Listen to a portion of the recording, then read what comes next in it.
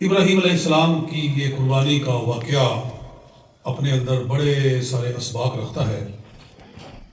پہلی بات یہ ہے کہ جب حضرت ابراہیم علیہ السلام اپنے بیٹے سے فرماتے ہیں کہ انی ارا فی المنام انی اذبحک، کہ میں خواب میں تجھے ذبح کرتے ہوئے دیکھتا ہوں، فانظر ماذا تری، تو بتا تیرا کیا خیال ہے۔ تو بیٹے نے کیا جواب دیا؟ قال، عرض کیا، یا ابت افعل ما تؤمر، کہ جو اللہ آپ کو حکم فرما رہا ہے اس کو پورا کیجئے۔ ان ستجدنی انشاءاللہ من الصابرین، انشاءاللہ آپ مجھے صبر کرنے والا پائیں۔ اس میں بہت ساری باتیں غور و فکر والی ہیں۔ ایک تو یہ ہے، ایک سبق حاصل ہو رہا ہے، ایک مسئلہ معلوم ہو رہا ہے، وہ یہ ہے کہ نبی میں اور ہم میں فرق ہے۔ ہمارا خواب جھوٹا ہو سکتا ہے، ہمارا خواب شیطانی ہو سکتا ہے۔ علماء فرماتے ہیں کہ ہمارے خواب تین طرح کے ہوتے ہیں، رحمانی، شیطانی اور نفسانی، تین طرح کے خواب ہوتے ہیں۔ اس کی میں تفصیل میں جاؤں تو ٹائم کوئی نہیں ہے، لیکن اللہ کا پیغمبر خواب دیکھتا ہے تو اس کا خواب بھی وحی الہی ہوتا ہے۔ نبی کا خواب وحی الہی ہوتا ہے۔ اس لیے اسماعیل عرض کرتے ہیں کہ افعل ما تؤمر، وہ کہہ رہے ہیں میں نے خواب دیکھا ہے، آپ عرض کرتے ہیں کہ یہ رب کا حکم ہے، اس کو جلدی پورا کیجیے۔ تو اس سے انبیاء کا معصوم ہونا معلوم ہوتا ہے۔ دوستو غور کرو کہ جس کے خواب میں شیطان داخل نہیں ہو سکتا، خواب میں آ کر جس کو گمراہ نہیں کر سکتا، جاگتے ہوئے اس کو کیسے گمراہ کر سکتا؟ معلوم ہوا کہ نبی سوتا ہو یا جاگتا ہو، شیطان کا اس پر کوئی قابو ہے ہی نہیں۔ معلوم ہوا کہ نبی معصوم ہوتا ہے، نبی معصوم ہوتا ہے، اور نبی کو جب بھی خواب آتا ہے رحمانی ہی آتا ہے، شیطانی نہیں آ سکتا، نفسانی نہیں آ سکتا۔ نبی کا خواب صرف اور صرف رحمانی ہوتا ہے۔ اور بات دوسری طرف چلی جائے گی کہ جس کو شیطانی خواب آئے وہ نبی نہیں ہو سکتا، جس کو شیطانی خواب آئے وہ نبی نہیں ہو سکتا۔ جی ہاں، جس کو ایسے خواب کے میں بیان نہیں کر سکتا، نعوذ باللہ من ذالک۔ تو فرمایا کہ اللہ کا حکم پورا کیجیے، ستجدنی انشاءاللہ من الصابرین۔ یہ بھی پتا چلا کہ جب مستقبل کے بارے میں فیصلہ کیا جائے تو کہنا چاہیے انشاءاللہ۔ یہاں سے تعلیم حاصل ہوئی، ہمیں یہ سبق حاصل ہوا، یعنی یہ بتایا گیا نا کہ اس سے ہم نے کیا سبق حاصل کیا ہے، اس واقعہ سے ہمیں کیا سبق ملا ہے۔ تو یہ بھی سبق ملا ہے کہ جب بھی مستقبل کے بارے میں ارادہ کرو کہ میں نے یہ کام کرنا ہے تو کیا کہنا چاہیے؟ انشاءاللہ۔ حالانکہ وہ اسماعیل علیہ السلام ہے، رب کے پیغمبر ہیں، پیغمبر کے ارادے میں شیطان کوئی خلل ڈال ہی نہیں سکتا۔ ہمارے اوپر تو شیطان سوار ہے، وہ ہمیں ہر نیکی سے روکتا ہے، ان کو تو روک ہی نہیں سکتا۔ اس کے باوجود کہتے ہیں کہ اللہ چاہے گا تو میں سبق وَلَا تَقُولَنَّ لِشَيْءٍ إِنِّي فَاعِلٌ ذَلِكَ غَدًا إِلَّا أَن يَشَاءَ اللَّهُ۔ رب کہہ رہا ہے کہ جب بھی تم آئندہ کے بارے میں، کل کے بارے میں بات کہو کہ میں کروں گا اس کو، تو ساتھ میں کہو انشاءاللہ، انشاءاللہ۔ اور یہاں ایک اور بھی سمجھنے کی بات ہے کہ فانظر ماذا تری، بتا تیرا کیا خیال۔ جی، یہ بیٹے سے پوچھ رہے ہیں کہ میں تو خواب میں تو اس کو ذبح کرتے ہوئے دیکھ رہا ہوں، بتا تیرا کیا خیال۔ ایسا کہنے کی کیا ضرورت تھی؟ ضرورت یہ تھی دوستو کہ عبادت بغیر ارادے کے نہیں ہوتی۔ یہ مسئلہ ہے، عبادت بغیر ارادے کے، بغیر نیت کے نہیں ہوتی۔ اللہ تعالیٰ کو یہ منظور ہے، اللہ تعالیٰ صرف ابراہیم علیہ السلام کا امتحان نہیں لے رہا، اللہ تعالیٰ اسماعیل علیہ السلام کا بھی امتحان لے رہا ہے۔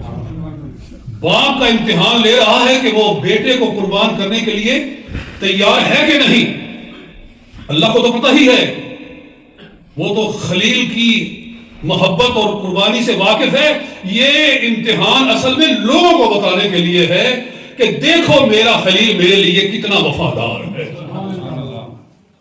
اللہ ٹیسٹ اس لیے نہیں لیتا کہ اللہ کو پتہ نہیں ہے، اللہ اپنے نبیوں کا ٹیسٹ لوگوں کو دکھانے کے لیے لیتا ہے اسماعیل علیہ السلام کو اگر نہ بتایا جاتا کہ میں تجھے ذبح کر رہا ہوں، بلکہ سو رہے ہوتے اور خواب میں، اور وہ یعنی نیند کے اندر ہی ان کے اوپر چھری چلا دی جاتی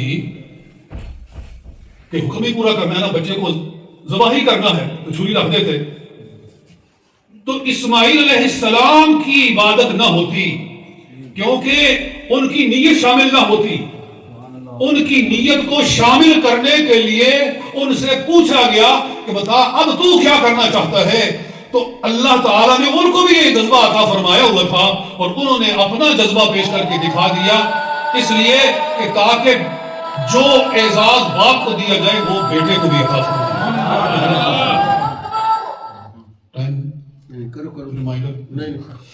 اچھا عزیز دوستو، حضرت ابراہیم علیہ السلام نے اپنے بیٹے کو قربان کیا۔ اللہ تعالیٰ اگر چاہتا تو اسی سنت کو جاری کر دیتا کہ ہر کوئی بچے کو ذبح کرے۔ جی یہ بچے کون دیتا ہے ہمیں؟ اللہ دیتا ہے نا۔ اور اگر اللہ ہی حکم دے دے کہ تمہیں ہم نے 4 بیٹے دیے ہیں، 5 دیے ہیں، تو ایک میرے نام پر ذبح کیا کرو، اگر اللہ تعالیٰ چاہتا تو ایسا کر سکتا تھا، اور اگر وہ حکم دے دیتا تو ہمیں کرنا پڑتا۔ جی یہ اللہ کا احسان ہوا کہ رب العالمین نے دمبا بھیج کر اسماعیل علیہ السلام کی جگہ پر اس کو ذبح کروا کے بچے کی قربانی کو دمبے کی قربانی کی شکل میں قبول فرما لیا۔ لہٰذا ہمیں خوش دلی سے قربانی کرنی چاہیے، اس کو بوجھ نہیں سمجھنا چاہیے۔ اس لیے سرکار سے پوچھا گیا نا کہ ما هذه الضحايا یا رسول اللہ، یا رسول اللہ یہ قربانیاں کیا ہیں؟ فرمایا سنت ابیکم ابراہیم، یہ تمہارے باپ ابراہیم علیہ السلام کی سنت ہے، لہذا اس کو خوش دلی سے کرو، خوش دلی سے کرو کہ اللہ تعالیٰ نے ہمیں مال دیا ہے تو ہم قربان کر رہے ہیں۔ حضرت اسماعیل علیہ السلام اور ابراہیم علیہ السلام کی یہ قربانی ہوئی، کچھ عرصہ اس کو جاری رکھا گیا، پھر شرک آ گیا مکہ کے اندر، اور کسی کو یاد نہ رہا کہ قربانی بھی کوئی کام ہے، قربانی بھی کوئی عبادت ہے، قربانی بھی کوئی رسم ہے، حتیٰ کہ محمد مصطفیٰ صلی اللہ علیہ وآلہ وسلم دنیا میں تشریف لائے، اور آپ نے ابراہیم علیہ السلام کے ہاتھ سے کیے ہوئے کام کو پھر جاری کیا، پھر زندہ فرمایا اور بتایا کہ یہ قربانیاں کرو۔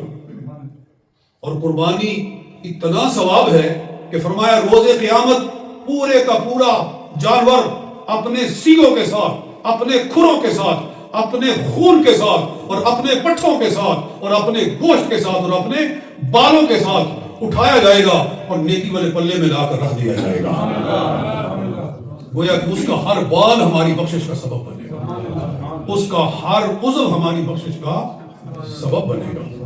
جی یہاں میں ایک ہی منٹ میں بات کرتا ہوں کہ اسلام صفائی کو پسند کرتا ہے، اسلام پسند کرتا ہے نظافت کو، پاکیزگی کو۔ یہ قربانی گندگی پھیلانے کا سبب نہیں بننی چاہیے۔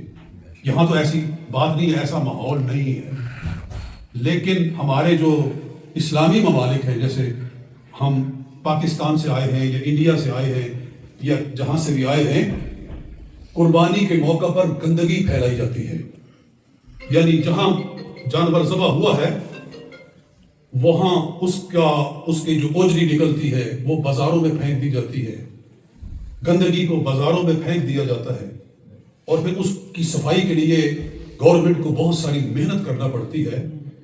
یہ نہیں ہونا چاہیے۔